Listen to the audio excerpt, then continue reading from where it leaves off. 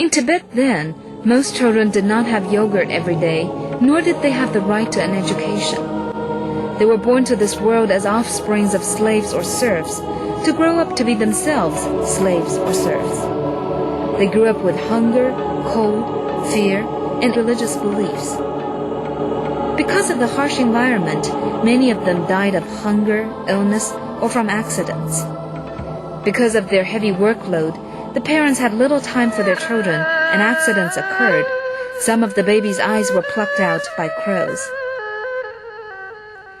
If Tibetan children were lucky enough to grow up, they worked from an early age.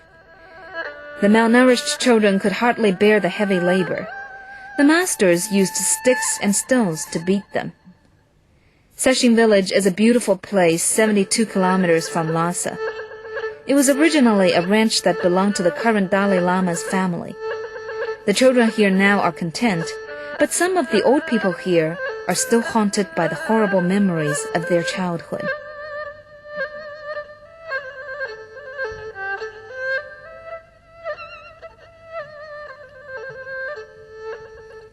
Several decades ago, some of the serfs in Seching village fled the unbearable pain.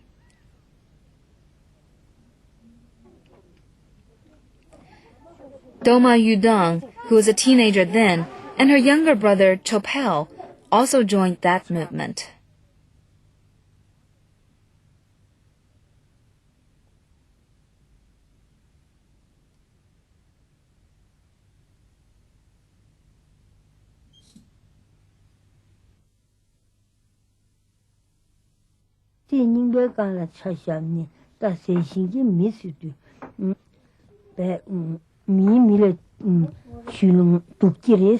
Ngando seshinya mitje na anime chele lek shiragu gre goma tengi ki de mishinya amare goma chudu bale gure shoga ngabo la lanja ngata khura kubi jonje leveni bo yonje le gure ani mi gangalo petadini kale khaje ani betani khuje ani shirato samutuje dresu gunyangware. There were two worlds then in Tibet. The people of the master class paid no attention to the other world, as if the others simply did not exist. They indulged themselves, enjoying all that life had to offer, while the poor suffered. This tremendous gap was created by the slavery system and the extremely low productivity. The major masters who maintained the system should be held responsible for such terrible inequity. 欧洲中世纪的政教合一的封建论路制没有西藏这么典型。 西藏更典型，可是这个托考过有因呢，第一这个呢，这个去台湾起来的这个全部全部起台湾出去，可是当然没有了刺激嘛的解决过了。但台湾套的人呢，是吧？台湾套应该就是的嘛，的没军队开的是呢，在外边个你龙路过来点给钱呢，是有些西方的研究学者。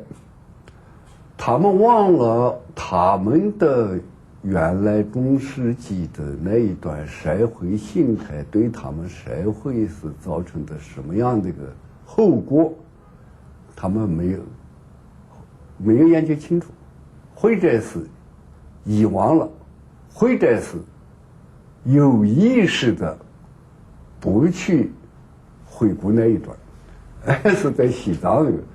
我们对农奴制如何对待，这是很不公平的，很不公平的。 The West has long been interested in Tibet. However, it was in this century that their purpose went beyond setting up new missions. The Imperial Britain was once the strongest nation.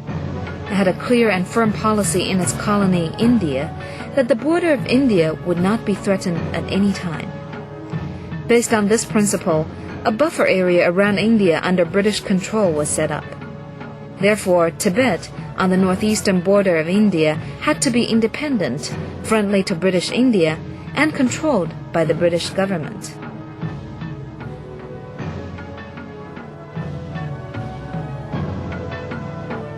To open the closed gate of the local Tibetan authority, in 1904, an expeditionary army led by Colonel Francis' young husband crossed the Naidula Pass and launched its invasion of Tibet. The troops passed Yandong, Jianse, and finally reached Lhasa.